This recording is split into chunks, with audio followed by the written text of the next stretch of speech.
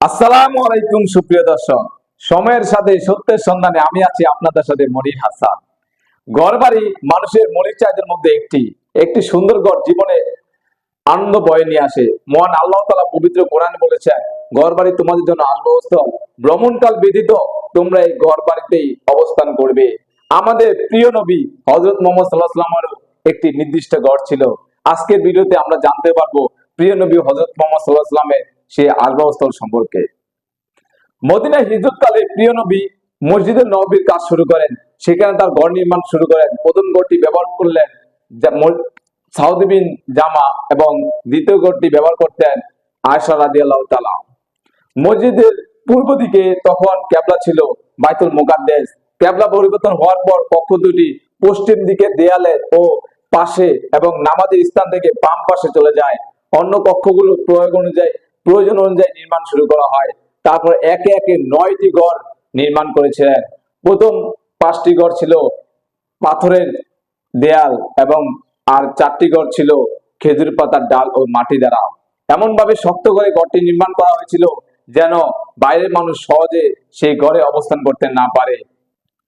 হাদিস শরীফ থেকে বর্ণিত আছে যে আয়েশা সিদ্দিকা রাদিয়াল্লাহু তাআলার ঘরে কাঠের দরজা ছিল। রাসূল সাল্লাল্লাহু আলাইহি ওয়াসাল্লামের স্ত্রীদের প্রতিটি কক্ষে পর্দা ঝুলানো ছিল বাধ্যতামূলক। মূলত পর্দাগুলো পশমে তৈরি ছিল।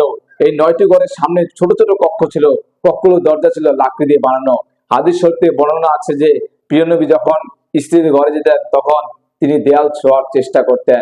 চলুন জানা যাক আজকে হযরত মুহাম্মদ সাল্লাল্লাহু আলাইহি ওয়াসাল্লাম সেই আসবাবস্থল সম্পর্কে। রাসূল সাল্লাল্লাহু আলাইহি ওয়াসাল্লামের বিছানা ছিল খেজুর গাছের ডাল, বালিশটি ছিল চামড়ার বানানো, যার ভিতরে ছিল খেজুর গাছের ছাল। বেশিরভাগ সময় তিনি চাটাই শুয়ে থাকতেন। চাটাই শুয়ে থাকতে থাকতে একটা সময় তার শরীরে দাগ চলে আসে। তখন এক সাহাবী দেখে কেঁদে বললেন, হে প্রিয় নবী হযরত মুহাম্মদ সাল্লাল্লাহু আলাইহি ওয়াসাল্লাম, আপনি তো আল্লাহর প্রিয় বান্দা, তাহলে আপনার এত কষ্ট কেন?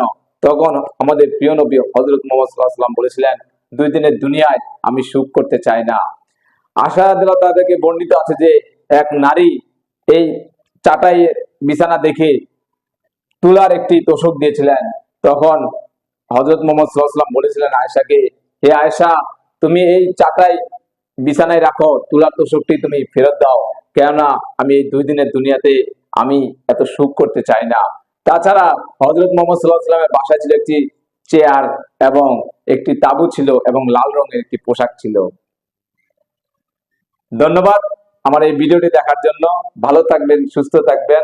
আমার ভিডিওতে লাইক, কমেন্ট এবং শেয়ার করবেন। আসসালামু আলাইকুম।